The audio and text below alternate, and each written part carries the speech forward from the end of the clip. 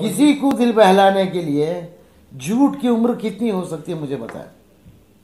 इसलिए तो बार बार जगाने की कोशिश कर रहा हूँ, मेरे उलमाए किराम को दावत दे रहा हूँ। हम लोग गलतियाँ कर बैठेंगे, हम लोग आपस में लड़ बैठेंगे, आओ हमको समझाओ, आओ हमको सही रास्ता बताओ, आओ सियासत में दखल अंदाजी करो, आओ आगे बढ़ के आओ, नेक राह बताओ, वरना हम सब गुमराह हो जाएंगे, आने वाली नस्लों को तकलीफ होगी। अगर आप उलमाए किराम को नॉलेज नहीं है बल्कि अंडर एस्टिमेट कर रहे हैं तो you don't know anything about our उलमास। पॉलिटिकल एक गंदा खेल है, सियासत एक गंदा खेल है। हो सकता है कि मेरे उलमाए किराम को थोड़ी जानकारी उसमें कमी हो सकती है, लेकिन इल्म की रोशनी उनमें फूट के भरी हुई है, तो वो उनकी इल्म की रोशनी के आगे ये छोटा सा सियासत का गंदा अंधेरा है ना, बहुत छोटा पड़ जाएगा। तो एक समझदार इंसान को है ना, जब उसको पूरे डिटेल में समझाने की ज़रूरत नहीं है, वो तो उन्वान पढ़ के इस सारी किताब के मजमून को समझ लेते, वो काबिलियत मेरे उलमाए किराम में है। आप किसके बारे में बात कर रहे हो यार? कोई जाहिल नहीं है कि ऐसा चले आया सिर्फ ऐसे ही दाढ़ी बढ़ा ले, उसको उलमा नहीं बोलते हम लोग। कि कोई भी ऐसे भी है, कोई फालतू आदमी है जिसने सिर्फ सुन्नत रसूल रख ले, उसको उलमा बोलते हैं हम लोग? नहीं। उलमाए किराम के माने क्या है? उनकी काबिलियत से उनको उलमाए किराम बुलाया जाता है, उनका एहतराम इसलिए किया जाता है, उनकी काबिलियत के पर से उनको चुना जाता है, उनकी आइडेंटिटी उनकी काबिलियत पे है। इसलिए बोलता हूँ कि उनकी काबिलियत का इस्तेमाल सियासी प्लेटफॉर्म पे होना चाहिए। मैंने एक चैनल के थ्रू से बोला है, फिर तुम्हारे आप लोगों से बोलता हूँ, या तो सियासत में डायरेक्ट इन्वॉल्व हो जाए, या नहीं तो उनकी सोच को इन्वॉल्व करें सियासत में। उलमाए किराम की जो सोच है कौम की भलाई बेबूदी में, उस सोच को शामिल करो सियासत में, हम जैसों का भले इस्तेमाल करो। जेडीएस में कहीं भी कोई लीडर नहीं है, जेडीएस में कहीं भी कोई मुस्लिम लीडर नहीं है। क्या किया है जेडीएस ने, क्या कंट्रीब्यूशन है जेडीएस का? सीना चीर के बताऊं कि मैं मुसलमान हूं, या कलमा पढ़ के बताऊं? किसको सबूत देना है कि मैं मुसलमान हूं? हाँ, फख्र है, मैं फख्र से कहता हूं कि मैं मुसलमान। क्यों मैं नजर नहीं आ रहा आपको जेडीएस में?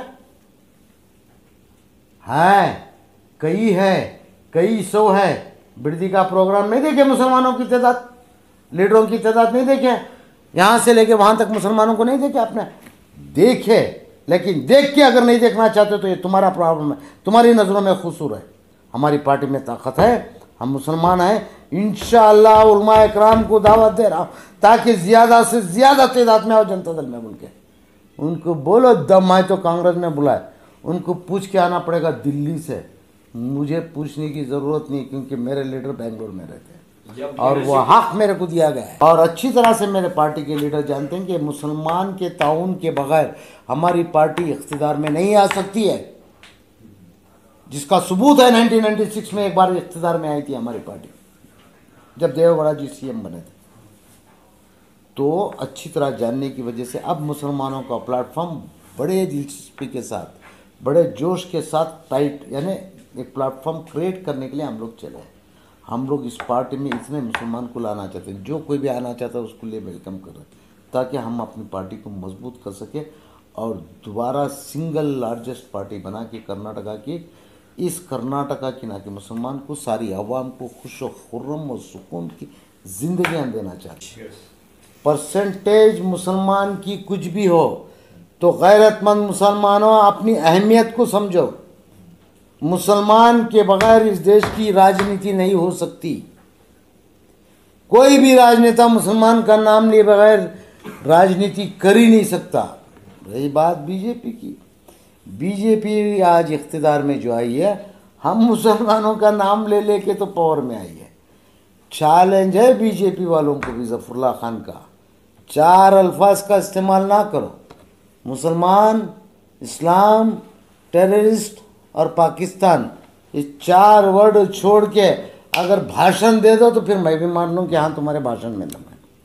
नहीं हो सकता। हम मुसलमान इज द डिवाइड, क्या बोलते हैं, डिसाइडिंग फैक्टर। हम डिसाइड करते हैं, इसलिए मुसलमानों की अहमियत बड़ी है। लेकिन अफसोस के मुसलमान अपनी अहमियत को नहीं समझ रहा है। मुसलमान अपनी अहमियत को समझना ये ज़रूरी है। मुसलमान को मुसलमान की अहमियत को समझाने के लिए उलमाए किराम को एंट्री लेना बहुत ज़रूरी है। जब तक उलमा इकराम समझाएंगे नहीं कि मुसलमान की ताकत क्या है, अहमियत क्या है, जब तक इस कौम को हम जैसे लीडर समझाना तो मुश्किल है।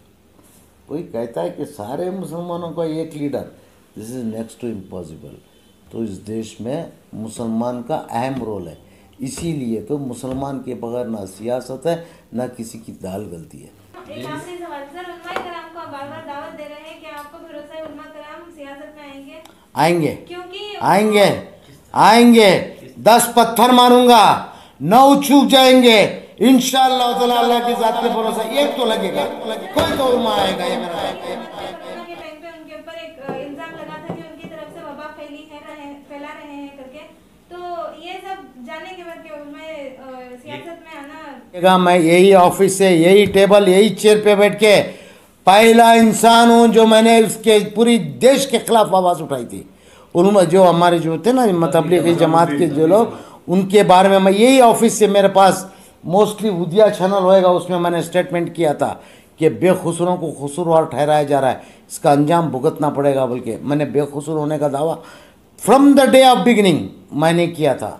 आज भी मुझे यकीन है, उस टाइम पे जैसा यकीन था इस जमात पे कि ये लोग बेकसूर हैं, उसी तरीके से आज मुझे इस उलमाए कराम पे यकीन है। वो दिन ज़रूर आएगा। आज़ादी की लड़ाई चंद लोगों ने शुरू की थी।